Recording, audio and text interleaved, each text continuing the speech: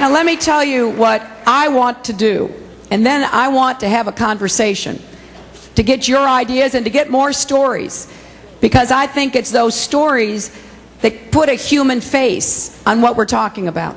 You can hear all the statistics in the world, but when you listen to Patty talk about her entire family and what has happened, it kind of drives it home, doesn't it?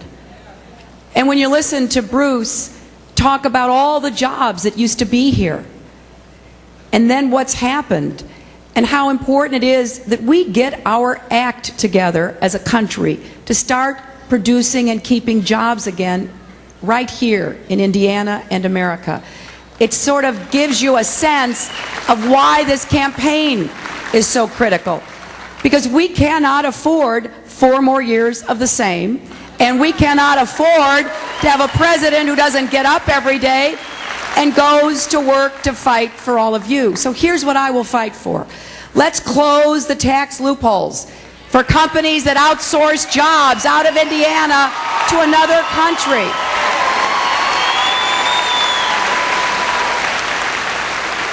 Because no company should be able to use your hard-earned tax dollars to ship your jobs overseas. And I believe if we close this loophole, it will keep jobs in America, and it will stop corporations from avoiding paying $15 billion a year in taxes. And that is important for the tax burden on everyone else. I believe we can create 21st century jobs by rebuilding America's manufacturing base. And I know that if we had a manufacturing agenda and a president who really stood behind it, we could also create and keep more jobs in Indiana's steel industry as well.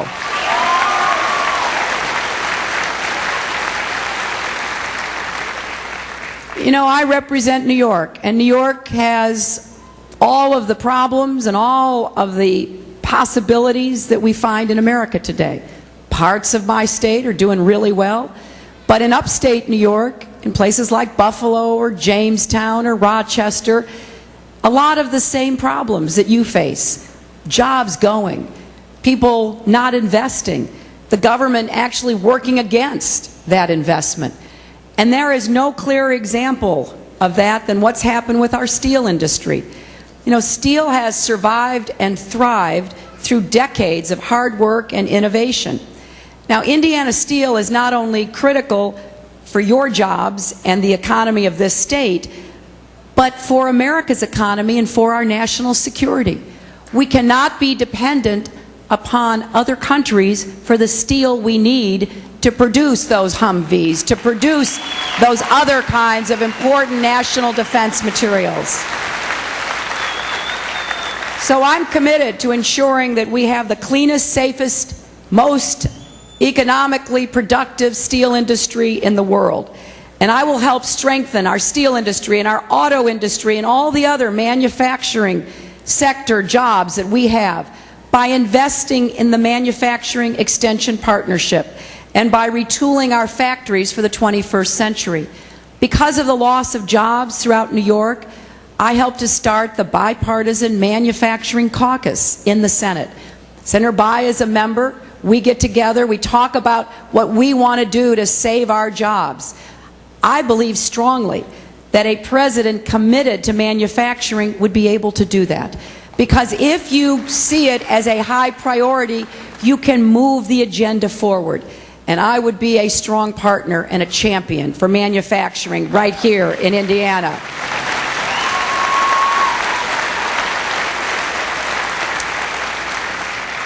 I also want to see us create more good jobs with rising incomes. I have proposed a $50 billion strategic energy fund that would invest in clean, renewable jobs, jobs that can't be outsourced, jobs that would have to be done right here in Indiana. What kind of jobs? Well, jobs in solar and wind, in geothermal and biofuels, in clean coal. There is so much we can do if we get serious about it the way we were about the space race and sending a man to the moon and bringing him back safely.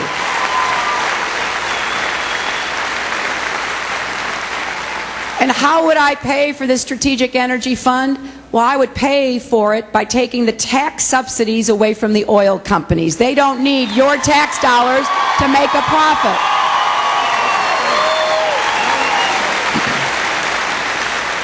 In fact, one of the big differences in this campaign is that in 2005, the Senate had to consider what is often called the Dick Cheney energy bill, or maybe the Dick Cheney big giveaway to the oil company bill. Billions of dollars in tax subsidies to the oil companies. Senator Obama voted for it. I voted against it because I don't believe with the profits they're making they need any more of your money.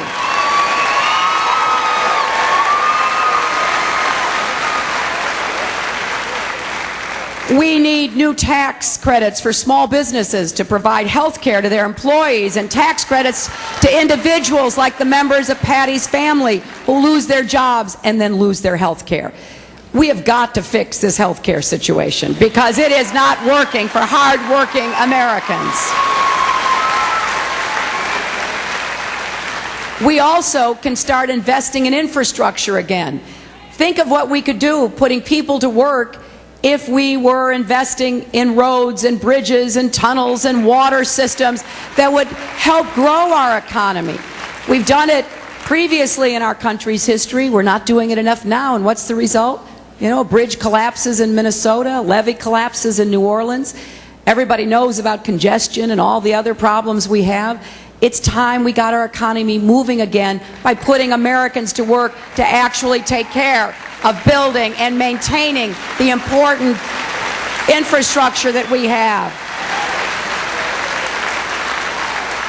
And we need to invest more in innovation, more in science and research. There is so much we could do to unleash the genius of America. There are diseases we can cure. There are new products we can invent. I want to see a contest in America for somebody to come up with a real advance on the internal combustion engine that will get better gas mileage and will push America to the forefront of being the leader in automotives.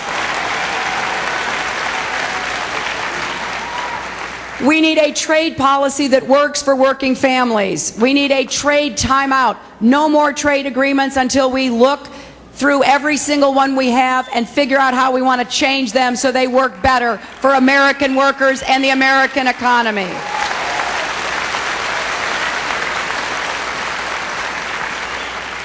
I want to have a trade prosecutor to prosecute any violations of these trade agreements. And I'm the only candidate with a plan to fix NAFTA and to renegotiate the agreement with much stronger labor and environmental standards so that we have a real chance to compete on a level playing field.